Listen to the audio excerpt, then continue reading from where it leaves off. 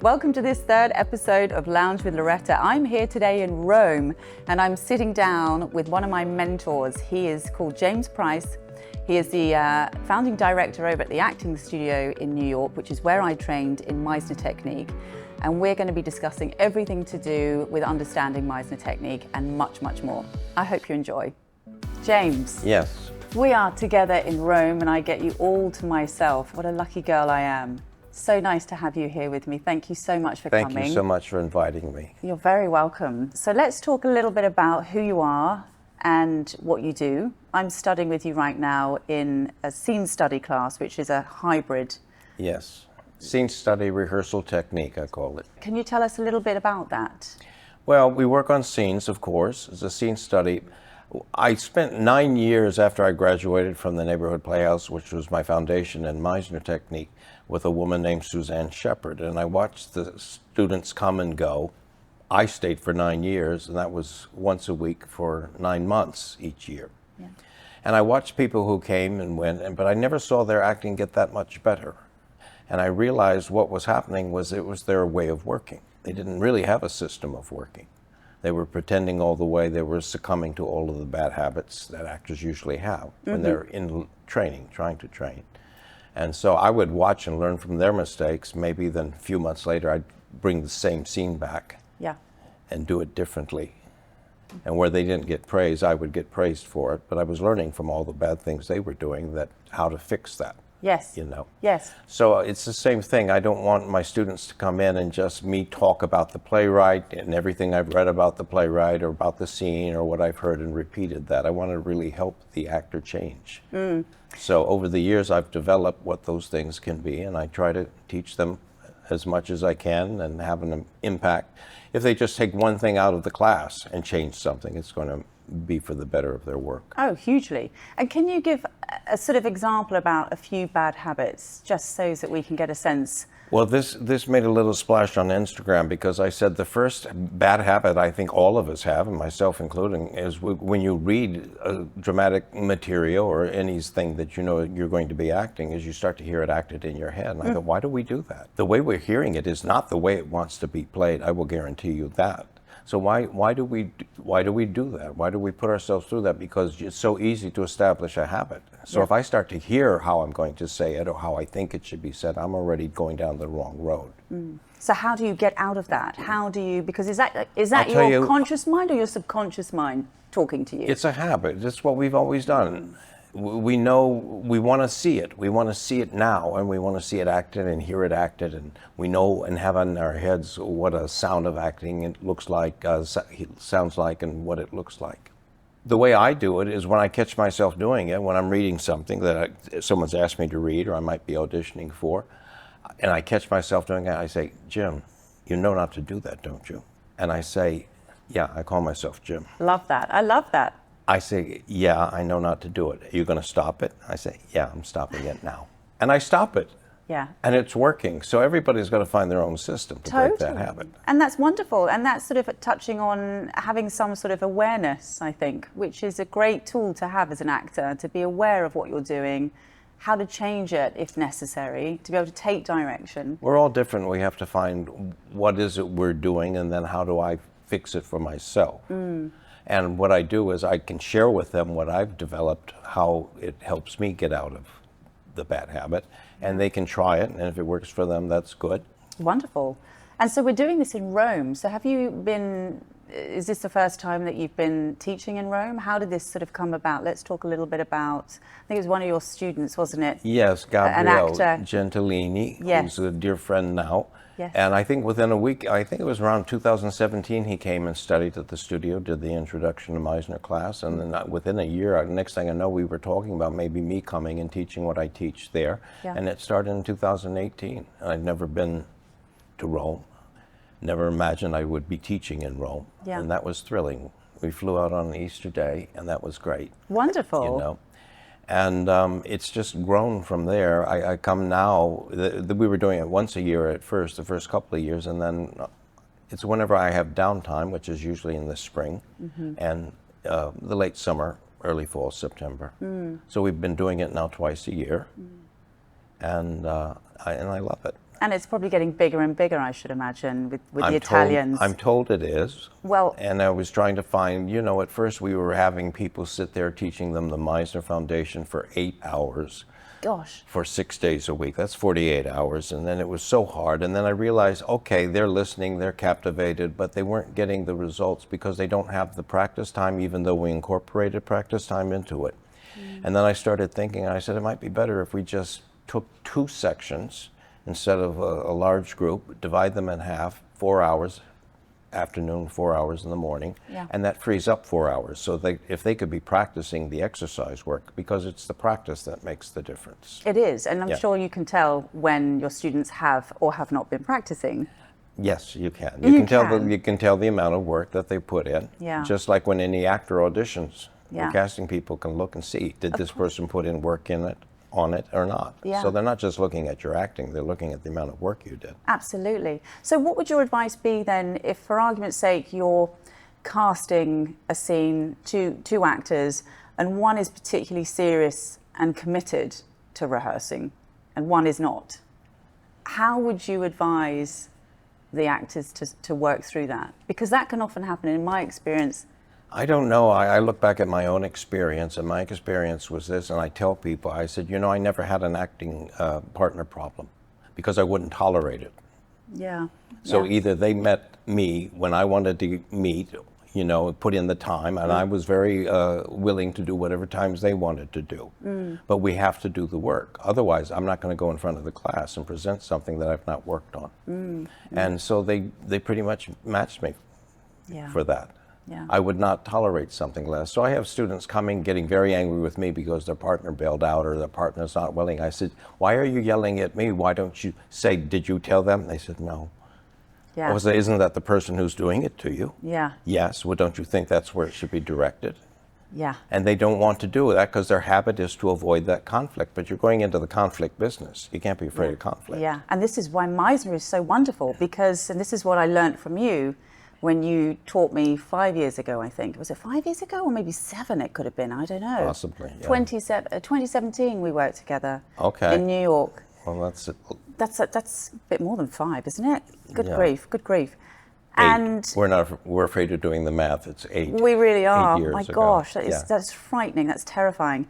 But Meisner woke me up to living truthfully. So in essence, what you taught me in the classroom, I had to apply in my personal life. Yes. And it can be quite not necessarily a lonely experience, but it's a road that you probably travel solo a lot of the time because not everybody is on the same wavelength. They're not quite prepared to hear your voice. Yeah. Let's talk a bit about that. Well, not everybody at some point thinks they want to be an actor, but there's very few that really truly want to deep down do it and are going to pursue it. But you have to have the classes, you have to hold classes to have people come in so they can get the training. The value of the training I think that I've offered is, like you just said, that it's about changing a habit.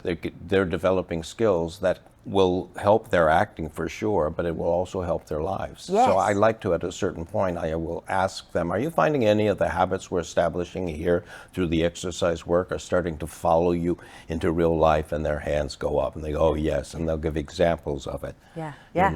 And if it's going to do that, if it's going to affect their life to the better, it's going to help them navigate through reality better, then it's worth, I think, the time that put in and the money paid, which is not at our studio very much. Yeah, hugely. I mean, I think it's such an advantage because it allows you to speak up. It allows you to execute how you want to execute. And I think it's incredibly liberating. And for somebody that's not necessarily new to doing that, I mean, acting, you sort of have to have a bit of confidence in many ways, I think, to sort of go off and decide to do that. But it's not until you actually start training that you go, hang on a minute, maybe I'm not as confident as I actually thought I was. Meisner will fix that, I truly believe. A lot of times I have people come, I interview the acting students. I want to just sit for 30 minutes and talk to them and find out about their past and just see if they can sit and be open and honest with me. Sometimes there's red flags, something about their personality that will go off, and I'll make note of that. Sometimes this can be quite scary. Really? And you don't feel like comfortable putting them with somebody in a practice session or even with my teachers. Oh dear. So I screen through the students, but and I ask them questions. They say, what does this have to do with acting? Or being accepted? It has nothing to do with accepted, but wanting to sit and talk to a human being has everything to do with acting. I want to feel your humanity. I want to know who you are. Yeah. And so I ask them questions about the family. I say, tell me about mom and dad, you know, how old are they? What do they do? Tell me about your siblings. Because everybody's family at some point has feelings, good, bad, indifferent, you know, and I get all kinds of stories. And some seem to be very happy about it. Yeah. You know, I mean, to be open to tell somebody something. I had an interview last night. I was going to tell the class today that this girl was excited wanting to come study, and so I went through the interview and asked the questions, and she found them very interesting. And before we hung up, she says, I have a question for you. Can you tell me a specific moment in your life that you were most terrified? That was bold of her. Yeah, it was very bold of her, and I was exhausted and wanted to get off the phone, but she accommodated me. I'm going to accommodate her. And I said, sure. I said, that's fair. And I started thinking, and I said, I don't think there's anything. There's nothing immediately coming to my mind. Because sometimes it won't come immediately to your mind. If it was traumatic, it maybe would. And I said, I don't recall any moment where I was really, truly terrified. And she goes, oh, what a lucky life you've had. Yeah. And I'll wait a minute. And then it triggered a memory from back in my college days, and I told her about it. And I have not shared that hardly with anybody, but I told her because she was open to me, and I opened up to her and told her what had happened. And I says, yes, when I think about that, I could have been murdered. I was terrified. I just didn't know what I got myself into. Yes, you know, because I was young and innocent and just accepted something at face value. Saying, okay, I don't want to hurt this person's feelings, not knowing that I would be the one that could have ended up, you know. Terrifying. Yeah, it was terrifying. Yeah. And I remember this, that in that situation, I never talked so fast in my entire life. Oh, I bet. Non-stop about my college courses. Yeah, yeah. And that got me through it. Well, well done. Thank God it did. Thank God for us. You're still here with us. My goodness me. So let's talk about Sanford Meisner, who, I mean, you're his protege. Yeah. Which is why it's such an honor that you're sitting with me, because so many people would kill to be in this chair, and I'm in it. So, well, I think you're inflating that, but not at you all. know, I say that and I use that term with endearment because Sandy gave me permission for it. Okay. I asked him about it. I was a student at the Playhouse first, and then I became a teacher under his guidance. They hired me to work there, and I was starting my studio at that same time. And I asked, would you consider me a protege, and could I use that? He says, absolutely, and put it in. Yeah. And he did take me under his wings, and we had many conversations privately about acting. And he kept giving me advice along the way. If I had a trouble with a student in class, I'd bring it to him. So what was he like? He had a great sense of humor. Did he? Yes. But so do you. Well, I sort of get it. It's part of what we do. Yeah. You want to enjoy life, and humor's a part of it. And a little twisted sometimes I can get, or push the envelope a little bit. Yes. But one moment that Sandy said, I had a student who started quoting Stanislavski to me. He said, James, you've been saying this and this, and I read in Stanislavski's book that this is this. I said, Sandy, how do you address that? He says, tell them to go study with him. Love it. Love it. Straight for the jugular. Yeah. And that's great. And that's wonderful. That's so on my wavelength. So was he terrifying at the same time? Do you recall moments where you think, as an actor, I was actor, terrified to work for him when he would come in class. But when it was offered, who wants to work for Mr. Meisner, my hand went up immediately. Yeah.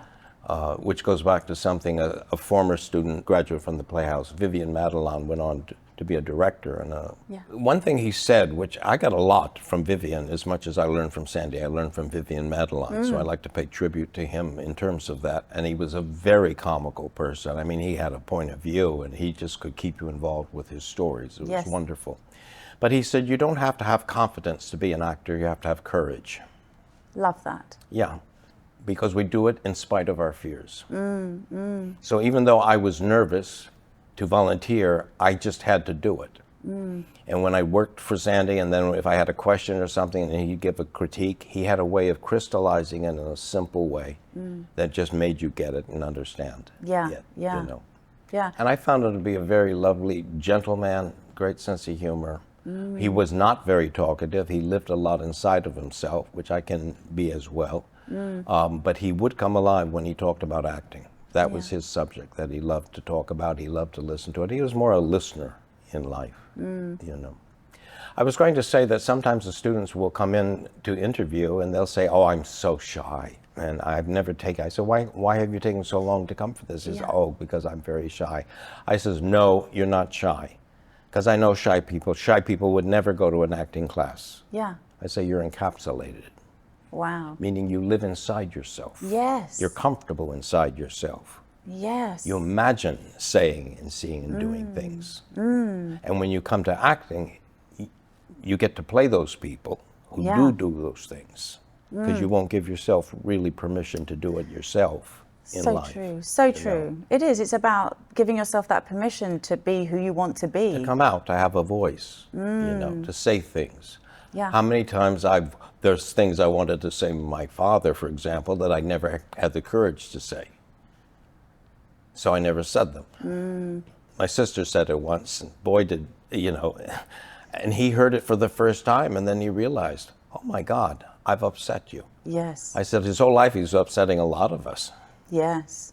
But we never had the courage to say it to him. Did you ever get, later on in life, did you ever get the chance to share with him? At the age of 40, yes. Did you? I needed to go home. I needed help from family, and I went home, and I realized my mom had passed away. If my mom was alive, I was close to her, and she would have helped me in whatever way. And I turned to family, but I realized this isn't going to go that way, and I don't really need to ask this.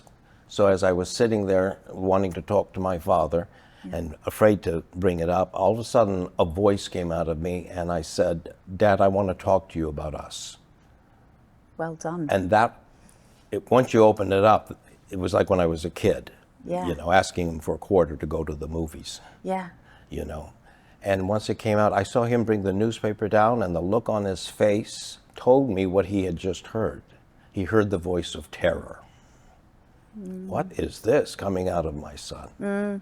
You know, and I told him I was afraid of him. And I told him why I was afraid of him. And I told him it was not his fault, and I'm not blaming him in any way. It was my problem, it was my issue, and I just wanted to open up and let him know that. And it was interesting because he got an impulse to start talking, but then it's like he heard something in the room. And in that moment, that impulse to me said, my mom is talking to him from the grave. She said, Jim, listen to the boy. Yeah, absolutely. And he heard it, and he listened to me, and he listened, and he let me talk, and then he spoke, and I listened. And we talked for about 45 minutes, opened up, talking and sharing. Okay, it wasn't kumbaya, but it was something we had never done, and it took me 40 years to get to that point. Yeah, which is remarkable, because it's a sort of a sense of closure almost of the old identity that you were perhaps harboring for all those years. Well, maybe it was the culture or the time of the periods, you know, me being born in 51. Sure. You know, we always respected our parents. Yes, yes. And as they got older, they still saw us as children. So it's pretty hard not to be, you know, to be 65 years old and to be treated like you're 8 years old still, because they still see you as that little kid. They do. I mean, my parents maybe not still all do. parents, but yeah, it's a generational thing, I think, like you say. But I mean, how wonderful that you were able to have that moment. Yeah. To speak your truth. And as it was happening, I was analyzing it. The actor in me was watching every moment, every behavior, where it was coming. You were in your head. I'm hearing it. And it was during that time that we talked, he said to me, and I share this with all my students when it comes to teaching them about listening. Stanislavski said, you're not listening, or to really listen means to see with your ears, okay? My father said, Jimmy, I think if you really listen to someone, you'll hear what they're not saying. True. And that is rather deep.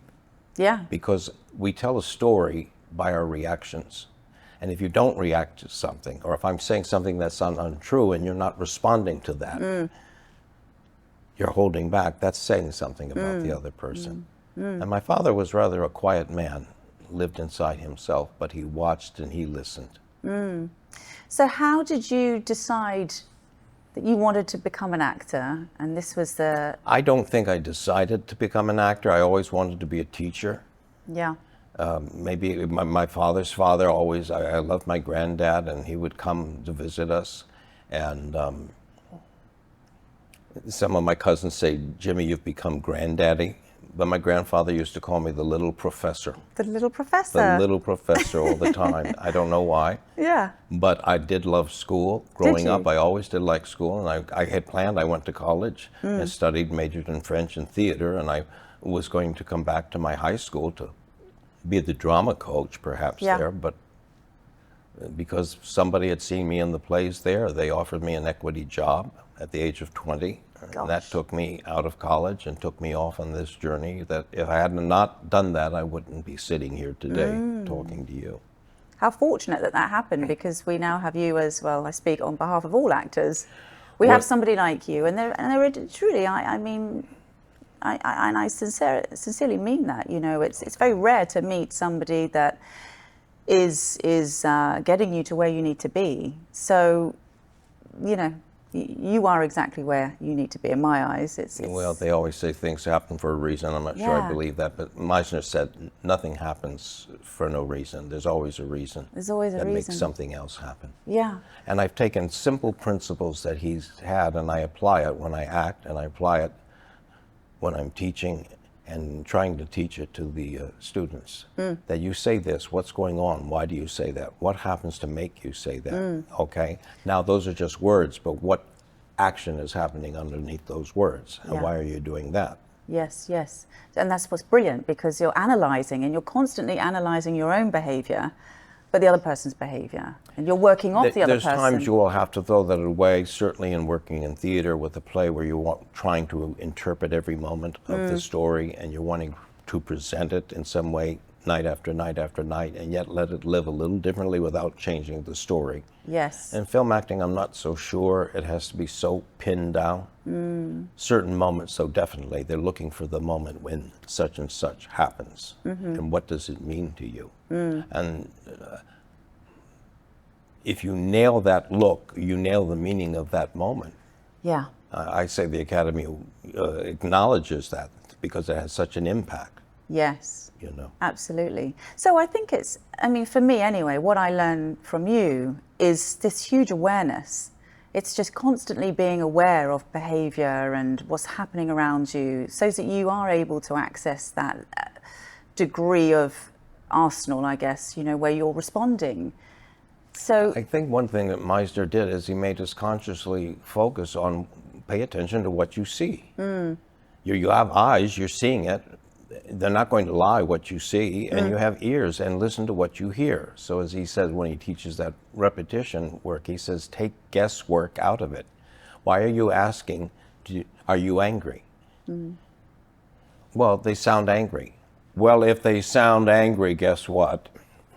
give them anger back. Match They it. might be angry. Yeah, yeah. Okay. If you hear a chuckle, well, you think that's funny? You have a feeling about that then as well. I learned from everywhere. It's not just Meisner. Meisner had his bent on it, but if you love acting, and that's why I call it the acting studio, I love the craft of acting. I like actors, but I'm not big in celebrating actors.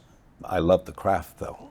Okay. What do you mean you're not big on celebrating actors? Oh, Talk about... you know, there's a lot of people who don't like actors, and it's a cult of celebrity ultimately. And, you know, really a lot of people who are actors are making movies, and it goes back to, let me put it, Stanislavski says there are those who love themselves in the art, and there are those who love the art in themselves. Yes. And I tend to come off with the latter. Yes, yeah, I understand. I understand. So you've worked with obviously huge selection of actors of all different nationalities and age demographics, and I wanted just to discuss a little bit about how acting came so much later to me in life. So I was in my late 30s when I first met you, and I was at that point in my life where I kind of thought I knew most things, not all, but I knew enough, and I found my voice, so I thought, which was how I ended up knocking on your door and saying, interview me because I kind of want to work with you. Yeah. Does that happen often? Do you find that people later on in life, they suddenly get this sort of, God, I've had this longing to do this and I just haven't had the courage to do it? Is that something that's quite common? Because for me, I think I was one of the eldest in the class. There were a couple of others, but... Well, I will say, and I tell people if they're coming to the studio during the interview, that the average age of the students is 31 years old. 31? Our students go up into the 70s, and they can be as young as 18. I'm thinking of raising that to 20 now. Are you? Yes. I think that's wise. I've had some wild 18-year-olds coming in, but Yeah. 31.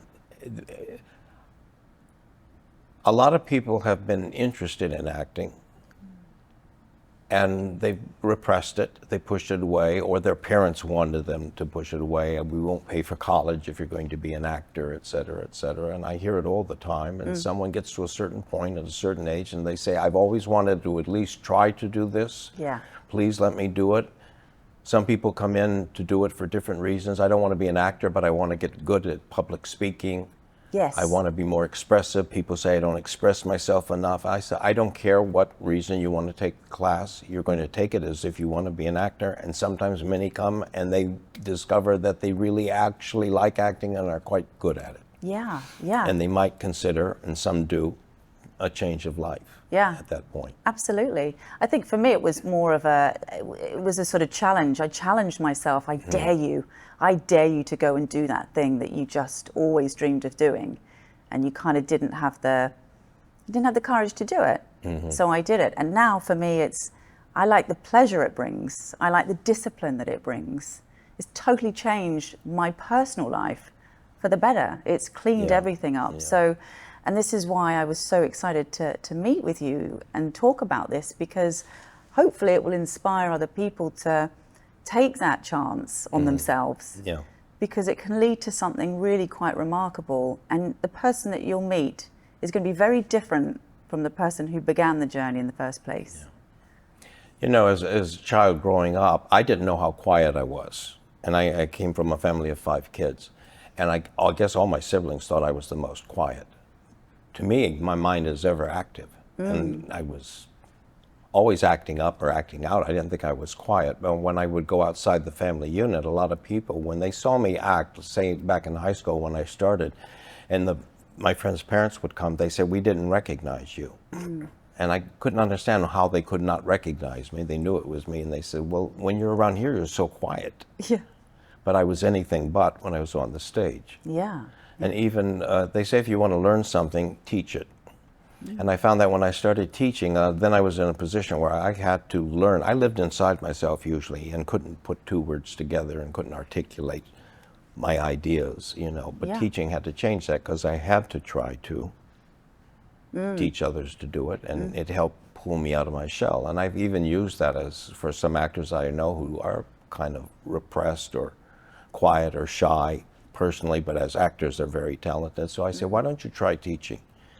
Come and let's do this. And it's helping them with their acting as well as their life and their self-confidence. Yes, absolutely. You know. Absolutely. And it does, because it sort of transfers over to so many different things, such as you said, like public speaking or even speaking up to a member of family. You know, it's your tolerance level, it's all sorts of things. And I love the behavior behind all of it, because you're so aware of everything. Well, that's at least how I find I find that some of the training that we've had and that I've offered, and I see people, you do certain things, like we said, in life from habit.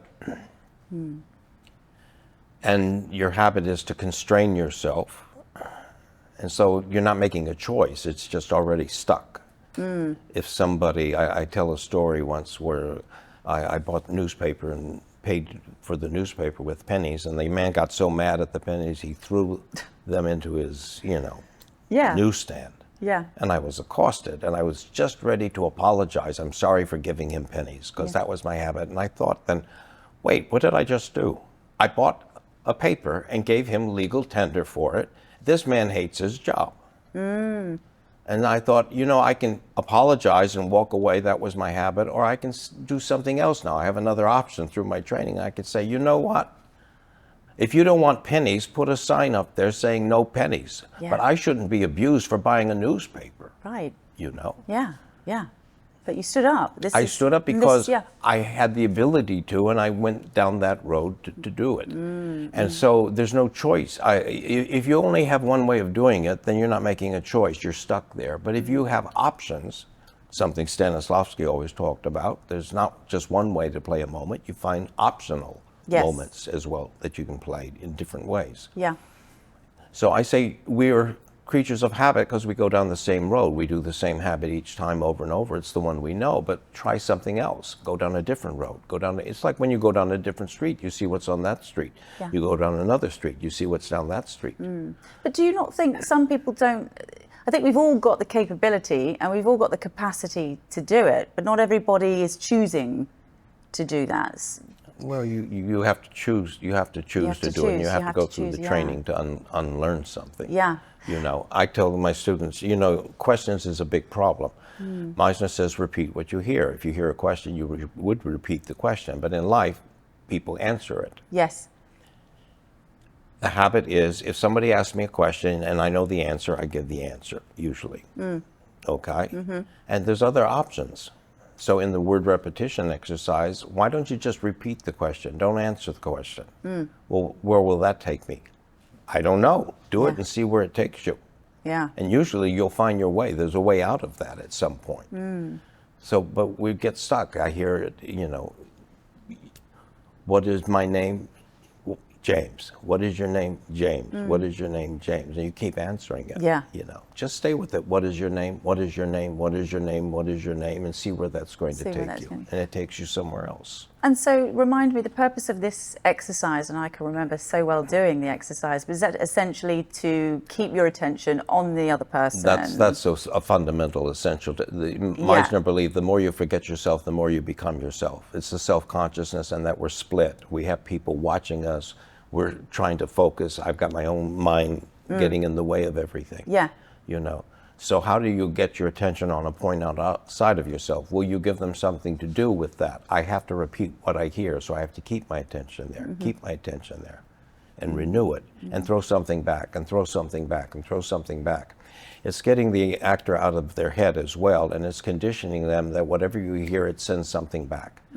Whatever you hear, send it back, send it back. And then there's changes along the way, like 4 basic shifts that people respond to. If it's untrue, correct it. If it builds up, if something's building up inside of you, I teach it, get louder. The moment you catch yourself losing interest, thinking, you don't want to be thinking. No. Get louder. Because when you get louder, it will stop the thinking. It jars you out of that. Oh, that's amazing. To the next moment. I needed that reminder. There's people I've watched do repetition, and it's just mindless mechanics for so long. Yeah. And I'm saying, don't tell me that student is not sitting there thinking. Why am I doing this? If you're thinking, then it's no good. You got to get them to stop the thinking process at that point and just react. And what it ultimately evolves in is what Stanislavski called was stage inter-influence. Your behavior affects my behavior in turn, which affects your next moment, which in turn affects my next moment, if we're connected. So you're always, I say, you're not leading this, you're followers, 2 people following the other person. And when you have 2 people following, then it just goes where it goes. And then it just goes, yeah. So, and it's interesting, I'm going to reference a few things that you pointed out recently in class. I think you mentioned that there were 4 rules of an actor, which fascinated me. It's not something that Meisner taught. It is from 4 traits. 4 traits, I beg your pardon. Of good acting or good actors. Yes. Yes, and I got it from the writing of Carlos Castaneda when he talks about the art of stalking. Yes. And he says one trait is ruthlessness, moving to a place of no pity. Well, Meisner taught ruthlessness. If you felt like ripping that up and got an impulse and went and did it, that would be good. Yes. You know. That gives no pity. I don't care if you get upset with me, what happens in response. Secondly, Castaneda said cunning, use cunning. How cunning it was for Meisner to develop, just use what the audience can see and hear, what you see and hear. So it's all confirmed. Yes, yes. Keep it in the here and now. Don't bring up imaginary elements. Don't talk the imaginary. Keep it present. The third one is patience. Don't change something, don't do something until there's sufficient emotion underneath it to make you do it. Okay, and that was the third. And the fourth trait is sweetness, which is something that I'm still looking to define it, but the sweetness is sort of a light touch. You can take acting too far, like anything. You can take something too far, and you don't want to ever cross the line and take it that far. Do you think one knows when they've taken it too far? Is it like catching yourself in your head and you go... If you lose sight of the fact that you're acting, then you've taken it too far. You've taken it too far, yeah. You know? Yeah. If you say something to me and I don't like it in the moment, and I tell you I don't like it, okay, but the only reason you told it to me in a classroom was because we're doing this. I'm not going to take it personally outside of the classroom, but I will take it personally inside the classroom. Okay. And with line learning, I just want to talk a little bit about line learning, because some people are, I talk about this a lot actually, some people are really gifted at that and others not quite so much. Your technique, I'm not sure if it's yours as such, but the learning mechanically by rote is a real win. To get Meisner taught that. Look, learn the lines mechanically. By rote. No empty, learn them as empty, meaningless words. Or as I say, they have no more meaning than Monday, Tuesday, Wednesday, Thursday, Friday, Saturday. Nobody's thinking about, it's just a word you throw out there. So you want to get all meaning out of that. Because if you put meaning into it, the meaning is the emotion, and that will help you learn the line faster. But it also stucks you in the way of saying it, and that's not going to be the meaning of the line. So you're stuck in line readings all along the way because you've used that as a crutch to help you remember it. It's harder to take the emotion out, but it's of much better benefit for you. Until the brain gets conditioned that way as a new way of working, and now it becomes easier to keep my attention on the line and reading it aloud, watching it and hearing it. You know, I've read that Abraham Lincoln used to read aloud because he not only saw what he was reading, he heard it and he was saying it. And those three senses helped him retain it more. I think there's probably some scientific proof in regard to that. Absolutely. I mean, I personally, I like to write it down. I mean, I have notepads covered all over my house, just randomly with just all my lines. I'm writing endlessly. I was writing on the plane on the way here. I give myself a nice head start. I don't want to be sort of comfortable. I want to be above comfortable and above comfortable again. So I'm so, as you like to say, free that I can play. That's where I always want to be. I want to be able to play and improvise, and you can't do that if you haven't learned your lines effectively. But that's something, as you know, I've taught it and I've just learned it. It took me many years, but when I look back as a young actor, when I was the age of my students, I never knew the lines as well as I could have known them. I thought I knew them because the idea was just to remember them, but I didn't know them well enough to forget them and play and them still be there. So when I was acting, there's a part of me still holding on to, I don't want to lose my line. And I shouldn't even be thinking about the line. You know, but so you want to know them so well, it doesn't matter. It's like, and then you're unlearning, you're saying, look, there are no lines. You know, so I've asked students, I've asked somebody, can you sing to me Amazing Grace? And they said, yes, I know it. I said, okay, now let's forget the music and just recite to me the lyrics. And they went to recite the lyrics and they had trouble reciting. Is that right? They couldn't remember the lyrics. Because it's connect to the tune. If they're singing it, they'll remember the lyrics. Because it comes naturally that way. And I've gone back to, and I've slowly worked taking it off the page. That's another way of learning lines, connecting it to why you say it. And I felt I was doing the lines. I knew them. I could talk my way through the scene. We were doing that for a time. I said, you know, I know to test how well I know them. Let me run them mechanically. And I tried to run them mechanically. I couldn't. I could talk my way through the scene, which led me to think that I have the lines. But when I tried to run them mechanically, they weren't there. And then I realized that was the test. Empty, meaningless words, if you can rattle them off like that. You're so right. I mean, so right. And it's mortifying when it happens, when you get to a point where you know, you can't recall your line. You think you've got them, but actually sawdust up there. So it's, you know, a testament to be able to actually do. We saw it in class today where some people I thought you were about to say with me, James. Pardon? I thought you were about to say we saw it in class with you earlier, Loretta. No. I wouldn't be offended. Another scene in the afternoon. They delivered half of the line, but it was the other half that had the trigger that makes the other person remember their line and respond to. And so when they stopped on that question, why, which is treacherous, Meisner always taught us when we're improvising, don't say why. Because it leads to be called, and it puts you in your head to think, to answer that question. Yes.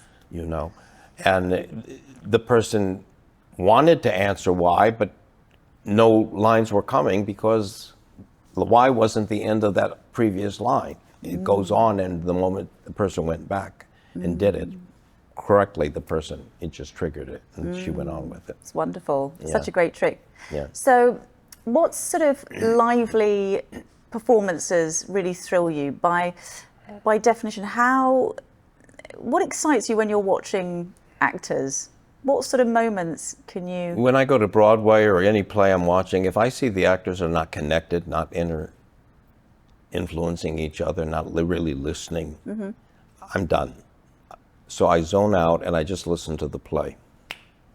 Okay, but the actors who stay connected and it will bring that spontaneity and that kind of fresh, almost ability to improvise to the words, even though it's scripted. And I have seen moments along the way where I knew it was improvised, that something had happened that was not scripted. Yes. Because it has an excitement and a liveliness to it, and it was done in the moment because somebody was crossing a line or doing something that they shouldn't be doing, and all of a sudden it cracks like a whip, and you say, "Whoa, something's happening there. What's going on?" Yeah. You know? And I'm sure because you're so trained, you can spot these sorts of nuances, and you're able to sort of identify. It's like an electricity shooting out. Totally.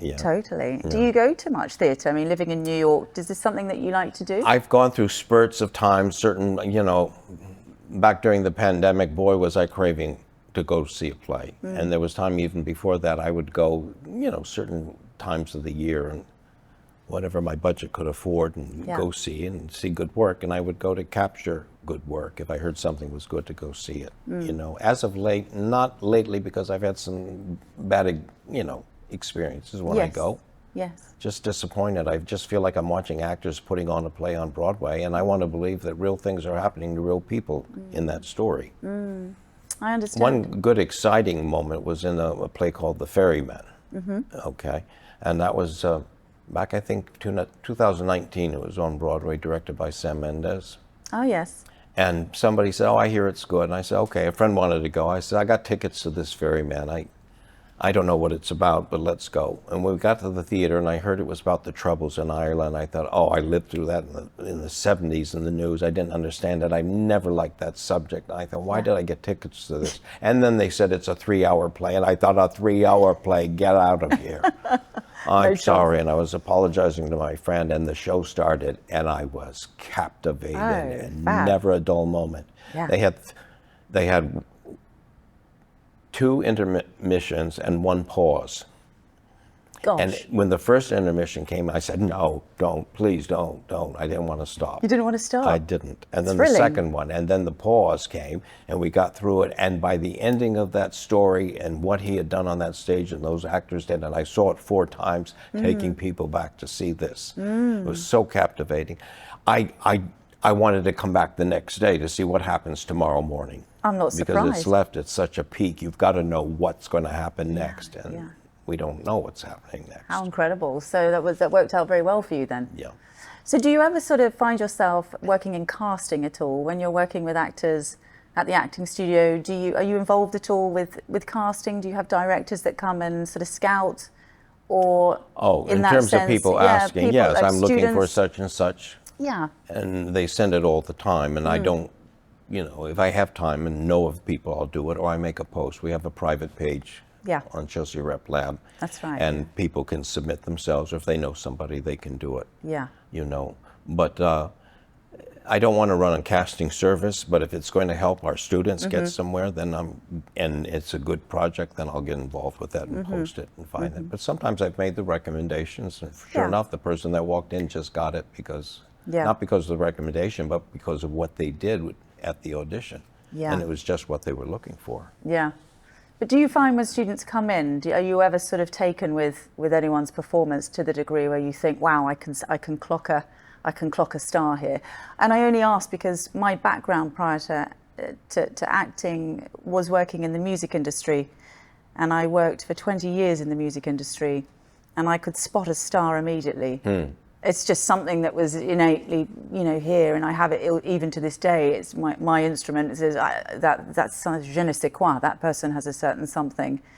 Do you find yourself ever having that thrill? I find no. I can see if somebody has a strong commercial appeal, and hopefully they can act. And if they do, they'll probably be working all the time. I have a fellow like that now that I can just see him working, and he's already getting work. Yeah. So what time I have with him, I want to make sure that he gets what I teach, so that it will help him along the way. Because no matter what he's doing, somebody's going to hire him to do it. But a lot of times, you look to see, do they captivate you? Do they have a sense of truth, reality? Are they emotional? And sometimes you feel some are rather weak. But then I've learned people who went through the program who I never thought would become an actor, the next thing I know, they're in a film. Yes, yes. And they're doing well. So I've learned a long time ago, don't judge the talent in front of you. Yes. Talent is one thing, but where life is going to take this person, the opportunities that are going to come to them. You don't know where that's going to lead at that point. Hugely. Yeah. And it's interesting for you being in Rome and actually having the opportunity to travel and meet different actors from different nationalities. And you're teaching a class which I'm a part of at Teatro Golden. Teatro Golden, yes. Yes. Who runs this? This is it's Laura Ruocco and Gabriele Gentilini, who was my friend and student of mine. Yes. And he pretty coordinates with her and is the producer of the master classes here in Rome. And that came about via Gabriele attending the acting studio in New York? Yes, he How did. phenomenal. Yeah. It was the 10-week introduction to Meisner class, I believe it was, yes.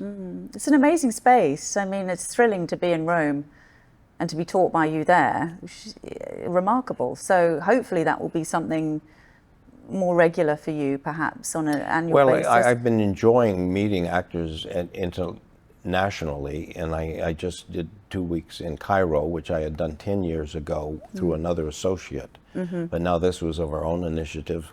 Somebody I met years ago called me up and said, do you want to come teach that there? Yeah. So we're looking at branching into other places. Great. And I was working with a level of very professional actors there in Cairo. But boy, that was a little difficult for a time because nobody seems to have any discipline. No, they're so Egyptian. I've developed this whole, with the Italians, I say, look, in the Sistine Chapel, no talking in the Sistine Chapel. They have to remind the tourists here. Yes. So I found that starts to work with them. I go, no chit-chat. No talking. This is my Sistine Chapel. Because you have to come in and focused. You're there to do work. Of course. I mean, you taught me that. I'm not guilty as charged. I go in and I'm quiet as a mouse, and but you do. They get very rowdy. It's all about your energy, and you've got to save that energy, conserve it. But what makes them talk and do all of that is their nerves. Of course. But if you just sit with that nerve, stay quiet, and that becomes an energy that you're not dissipating, and it's going to go and make a difference. Yeah. So plant your feet and tell the truth. Yeah. Let's think of some other goodies that you've shared. That's from James Cagney. Jimmy Cagney said that. I love that. I do and too. he was a good actor. Yeah, phenomenal actor. Yeah. And I love the one about time. So it's to be early is to be on time. Oh, I heard that. Yeah, no, to be early is to be on time is to be late, and to be late is to be forgotten. Yeah. I thought it was rude, but rude and forgotten. Yeah, fantastic. And these are these key, little tidbits that you've taught me.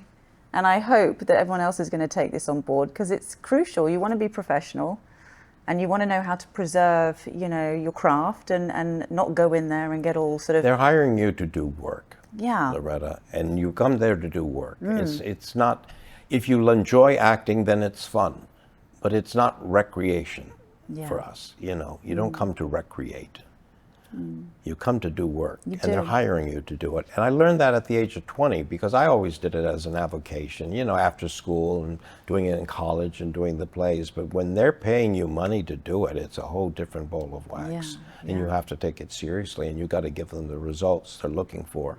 Yes, you do. And I've asked some of the professional actors along the way, even in Egypt, I said, the more success you attain, does it get any easier? They said no. It gets just as hard, harder. Wow. Because you work so hard to get there, and you've got to then work hard to stay there and yeah. keep the trajectory going. Yeah, absolutely. So is acting something that you still would like to continue doing for yourself, in addition to all the... I put it away a long time ago because I want a steady paycheck. I didn't want Yeah. to spend much of my life worrying about being unemployed. Yeah. But I would say that I've taught so much now since I started the studio when I was 31. That's how many years ago? You do the math. Oh gosh, don't ask It's me. like but that's 44 years ago. That's a long time. I've decided I don't want to be like Meisner or some of these teachers and teach until they die. I can do other things. Yes. So I'm looking at, I want something new. Yes. Being here doing this with you is new. Coming and teaching in all these cities is new. Yes. And I'm enjoying that. And I actually put it out there that I think I will go back to acting. I don't need to work to get, you know, to survive, but it would help.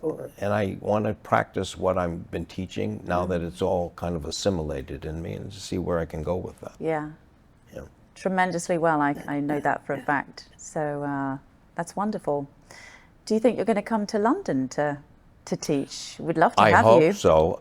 Well, we can talk about that can. another time, but we've Yeah. already talked about it. Yeah, I have some with you. ideas. I Yeah. have some ideas. I think for the people that are listening, the audience that are listening, they would love to have you in London. Okay. And I put the feelers out for Belfast too. Have you? I have students all over the world, and I haven't traveled to these places. So for me, it's getting out of the kitchen, Yeah. and it gets me out in the world, and I can yeah, visit and learn. Every time I go, I'm learning more, you know. But Rome has kind of become my spiritual home. I find I do a lot of writing here, and I love the sun, and I like the B&B I stay in, and Yeah. it's great. But going to Belfast, going to London, I have connections now for Hamburg and Berlin, maybe. I just want to Perfect. travel everywhere to wherever people want, you know, yeah, absolutely. to learn this work.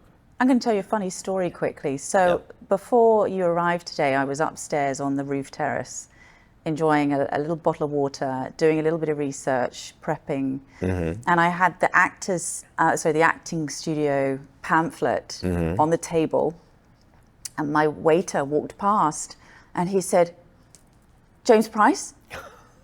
I said, "Yes." He said, "I'm so sorry." And I said, "Well, what's the matter?" He said, "He taught me acting in New York. He's Italian, he's from Rome. He's upstairs, he's going to meet us later." 'Cause Oh, really? I invited him, I hope you don't mind. Oh, but absolutely. what are the It's exciting. chances? So he worked with you, and I just thought, what a wonderful omen. And this is great for you because you have a name here. Yeah. And, you know, my peers in the class that you're teaching this week, I mean, they adore you.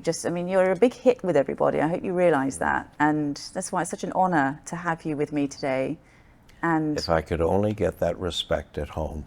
don't worry, I can help you with that. I'll have a word. You'll talk to my husband. I will talk to your husband, don't you worry. Very Meisner, loud and clear. He will not forget what I say, don't you worry. Yeah. But yeah, you're very much loved and adored. Thank you so much. And, you know, an amazing opportunity to tell you that everything that you have taught me, whilst you might not be able to see that on camera or sitting where you are, You're very talented. you're very lovely to say. That means an Yes. monumental amount to me. But please know that it's all going in and it's all being digested. And when that comes out, I can't wait. But everything that you teach me, it sinks in and it resonates. And I'm so grateful. And I hope I get to inspire other actors around the globe to take up work with Let's James hope. Price. Yeah, thank you for From coming. your mouth to God's ears. Yeah, absolutely. Thank you so much for coming. Absolutely. Thank you for having me. My I love pleasure. you much. Love you too. Okay.